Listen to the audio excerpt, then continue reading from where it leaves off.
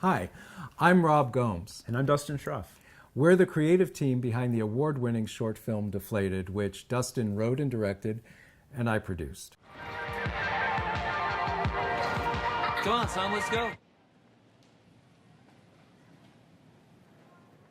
In our new project, I'm producing a short film that Rob has written and will be directing called Standby. And we're asking you, patrons of the theater and cinema, to join us in making this film happen. Standby tells the story of Jerry, a middle-aged actor who is a standby for an off-Broadway show. Facing financial woes and questioning his art, he spends the day rehearsing with his bored and uninspired fellow understudies. At curtain time, when the lead actor calls in sick, Jerry is thrust into the star's dressing room in a whirlwind of last-minute preparations.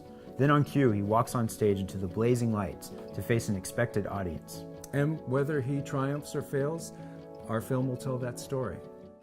This film is inspired by my experiences, some good, some not so good, working as a standby in the New York theater. Here at the Cherry Lane Theater, I was the standby for the play The Sum of Us. I spent many weeks perfecting an Australian dialect, only to have the show close the week before I was scheduled to go on. G'day. So, some of the drawbacks of being a standby: anxiety. Never knowing when, at a moment's notice, you might have to go on for another actor, giving your version of their performance of their role. Lincoln Center. I was standby here for Racing Demon and Dada Wolf, Papa Hot. There were some close calls. There was Michael Kumste's sore throat and John Benjamin Hickey's food poisoning. I didn't go on. They soldiered on. But hey, it's a paying gig. It's Broadway. It's Lincoln Center. Broadway, again. The Helen Hayes Theater. The play was the last night of Ballyhoo, and I spent a year and a half standing by for Paul Rudd. Whatever happened to him?